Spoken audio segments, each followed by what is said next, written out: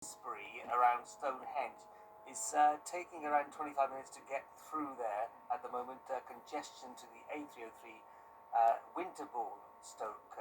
So it's a bit of a problem there that you can avoid it if you can, obviously, but sometimes you can't, as I know, when you're on holiday. You have to just sort of sit there and listen to the radio, basically. You're listening to me, Manny Massey, and I'm with you until 10 o'clock. Let's have a look at this story.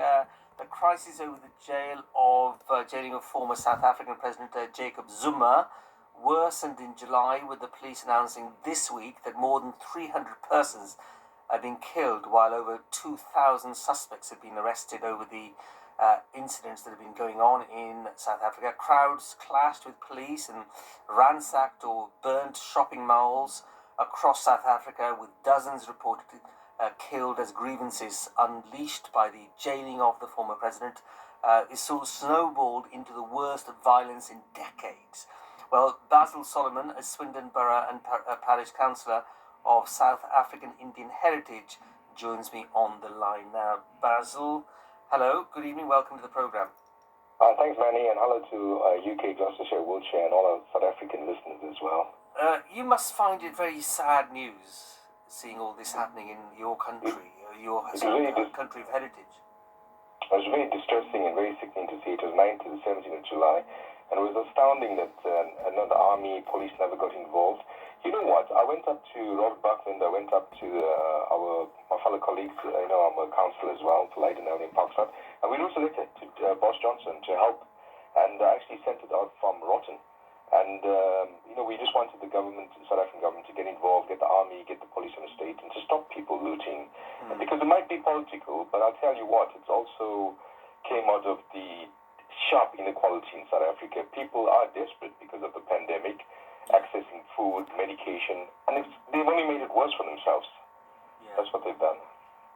What about your friends and relatives? Have you got friends and relatives there? Yeah. So my father and mother are still living in South Africa. Family's still living there, and my families are split all over the world because of the British and Indian heritage.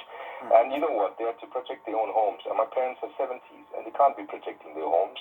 They need the police to help them, and then friends as well. I watched myself the videos where buildings, shopping malls were burnt to the ground. Yes. I actually felt like Pietermaritzburg was getting destroyed, and quite frankly, over 1/4 is destroyed, basically. So your parents, do they have to phone the police, or can they ask for a security guard to be outside all the time? I mean, how does it all work? Yeah, you see, there's brutal crime in South Africa, and it's a high rate after the ANC government got into power. And then you've got opposing parties, the DA, EFF, and the and the EFF just plays the race card all the time and stares up one community against another.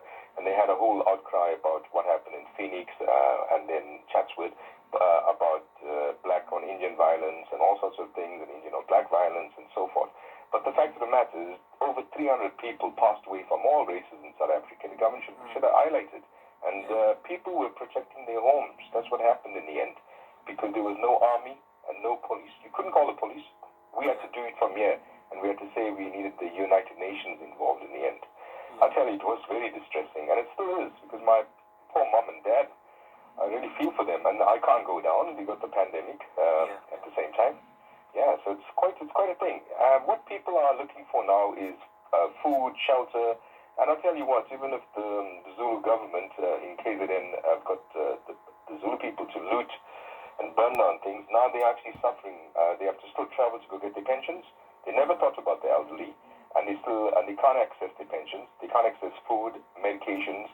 So lots of charities we are actually helping, and we got this page, South African Crisis Recovery, Law and Order and Racial Harmony on Facebook, and in there's a lot of charities that are actually helping. One of the famous one is Dr. Suleiman's Gift of the Givers. He's got into trucks and driven them down to KwaZulu-Natal with food for everyone, non-racial. Yeah. And it goes back, Manny. It goes back to when the ANC came about, and there was Big Hope, 1994. Yes, yeah, with Nelson Mandela. Yeah. Yeah, we had Nelson Mandela, we had Fatima Meer, Seth Cooper, Ellen Suzman, and we had people from Pumzila, who's now one of the United Nations people, and we had such legendary leaders. And what we've sunk into is despair, destruction. It's just devastation that's around now. So hopefully we're picking up, South Africa has the biggest number of Indians outside of India. And that's because the British took them there, of course, in the old days to work on the gold mines and other railways and other. Yeah, they went there, they worked in the sugarcane fields, and some came with businesses and British Army and all sorts of things, and integrated. And South Africa is a land of immigrants, really, from Central Africa. Then you have the Zulus there, the Xhosas, Ndebele. But you have Indians, you have Malaysians, then a whole British contingent, and then the Dutch heritage people and mixed-race people like myself as well. Yeah. So it's a very rich country. No one wants to see it sink. So they've been keeping it together, but only by the skin of their teeth. Yeah. What we need is equal representation for all the races, genders, and disability and elderly.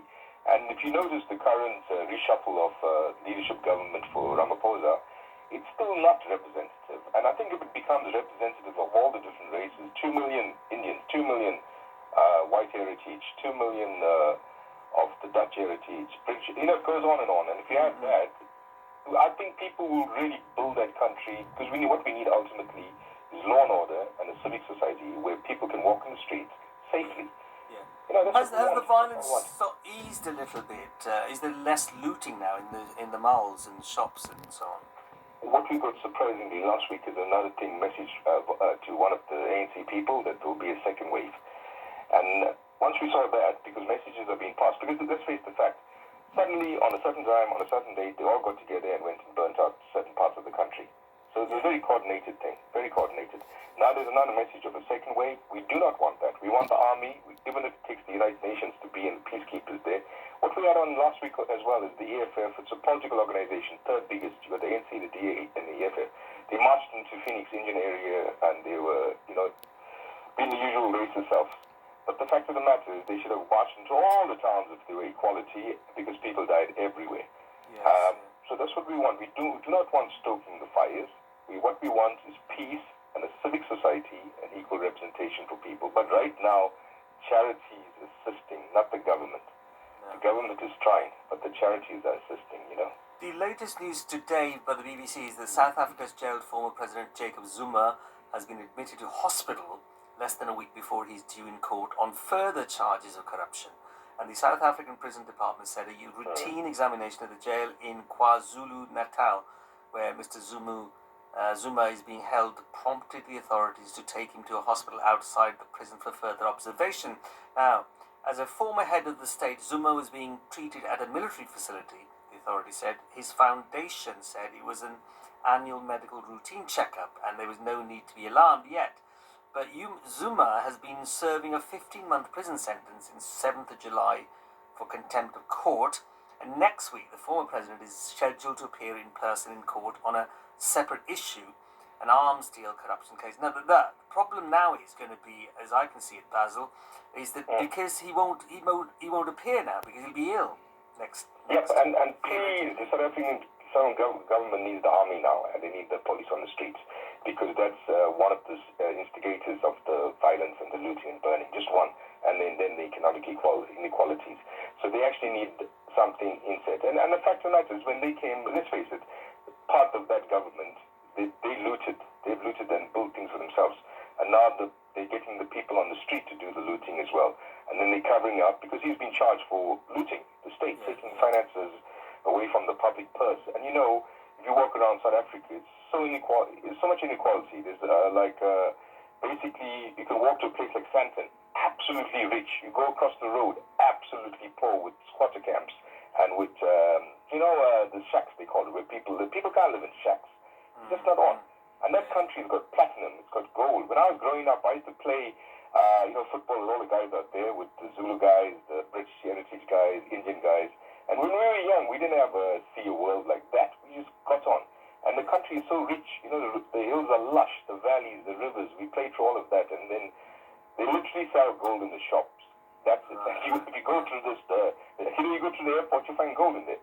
They're selling gold to people passing by. And why can't they feed all the people in the land and have civic? That's my thing, and I'm pushing for it. I really want that country to develop and grow. All right. So you got various charities. Just give us very quickly then, what can people, if they want to help in any way? If they want to help, go on our Facebook page, which is called South African Crisis Recovery, Law and Order and Racial Harmony. In there, we got a list of all the charities that come about. One of the famous ones in South Africa is Dr. Suleiman's Gift of the Givers, and he's just remarkable character. Then we got other personalities, entertainment stars right across the spectrum, the Indian, from Black Heritage, White Heritage. They all got their own charities over there, and they're helping with food, with medication, delivering to the elderly, and also, going and rebuilding and cleaning up the streets and cleaning up the burn loot stuff. So you got that side of South Africa, which is, you can see there's a side that shows there's some positive things that can come out of this. Excellent, Basil. Thank you very much for bringing us up to date with that. Thank you, Manny. Manny Massey, BBC Radio Gloucestershire.